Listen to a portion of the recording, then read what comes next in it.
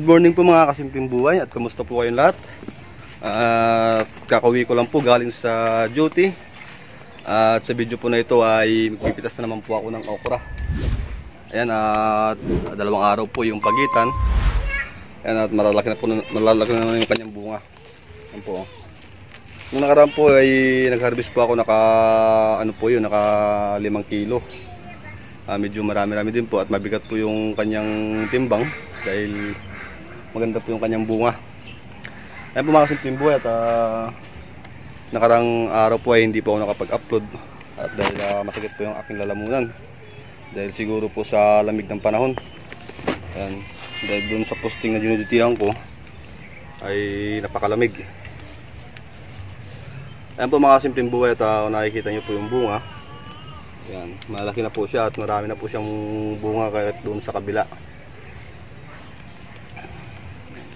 At mayroong mga kasalukuyan palang lumalaki.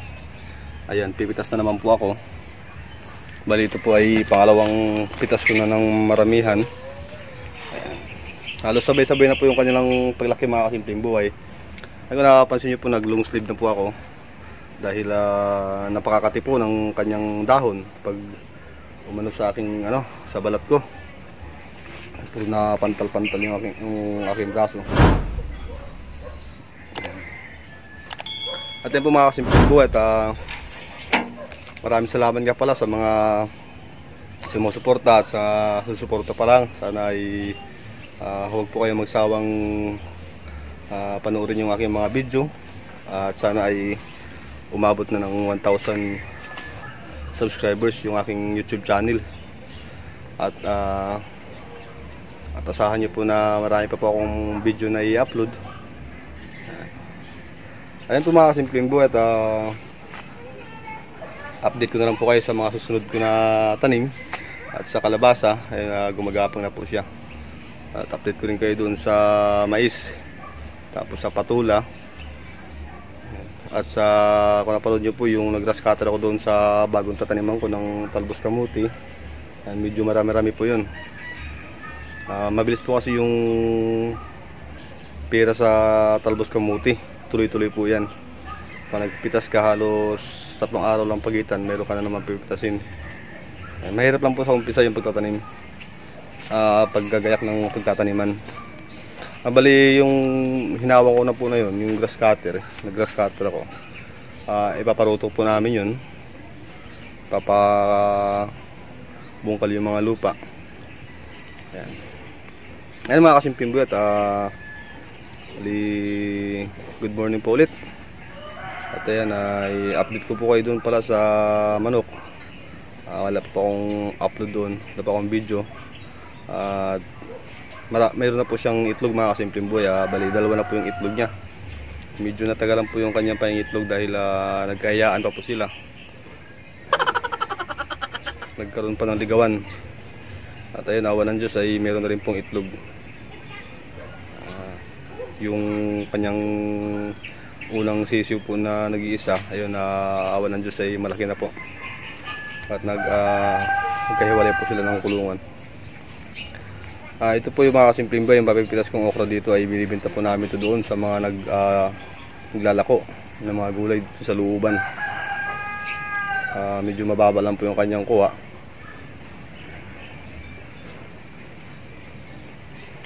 Ayan po mga kasimpleng buhay, bali mamaya pala pagkatapos kong mag-harvest ng okra ay magpapataba ako doon sa talbusan sa kamuti doon sa may maisan, tapos dito sa kabila doon sa likod ko na yun, dadamahan ko muna siya bago ako magsasabog ng pataba dahil pati yung damo po may kinabang doon pag hindi ko binunot.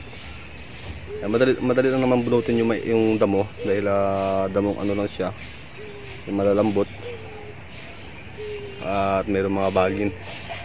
At ayan mga kasimpleng buhay, sisimulan ko na po yung pagpipitas ng okra. Medyo matagal-tagal, hindi naman po ganong katagalan to, saglit lang naman to. Kaso nga lang mahirap lang dahil makapal yung dahon at makati, lalo na yung sa liig po, dito sa liig ko. Nangangati po kahapon, pahid ako ng pahid ng alcohol. Ayun mga simpleng buhay at sana ay magustuhan nyo yung video na to. Sana ay mag-enjoy kayo. At huwag nyo na rin pong kalimutang i-like and share.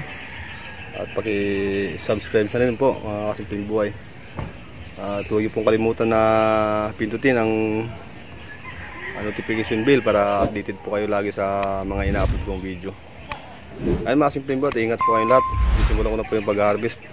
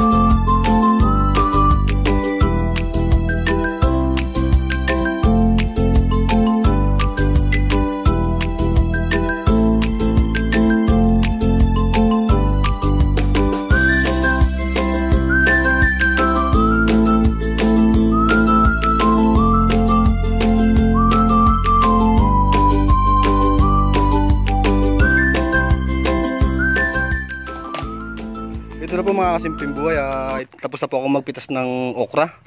Bali ganun pa rin po yung napitas ko. Ayan, mga nasa 5 kilo din po ito. Ayan, bali pipilian lang po ito. Pero wala naman pong ganong yung mga baluktot. Halos tuwid po lahat kung nakikita nyo po. Yun o. Halos lahat po ay tuwid kaya hindi na kailangan pilian to. Ayan. Ito na po mga kasimpleng buhay. Bali ibubuhos ko lang po dito. Ayan, para masingawan. Ayan, pipilian po yan mamaya. Dilinisin po yung kanyang bunga.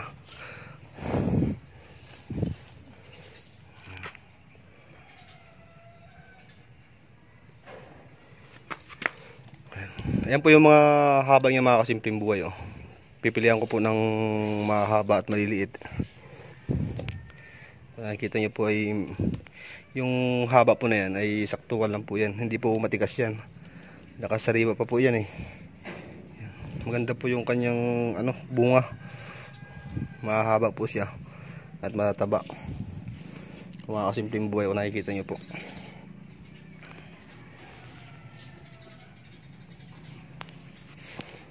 Bali ito mamaya iyaano lang po ito, susupot.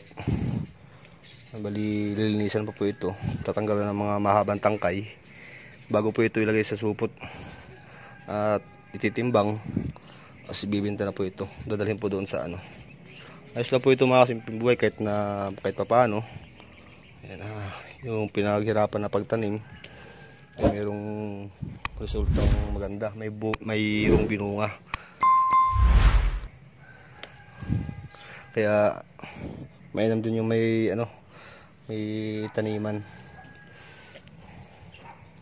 Hindi naman po talaga bulyuman yung tanim kong okra. Bali first time ko lang magtanim ng okra.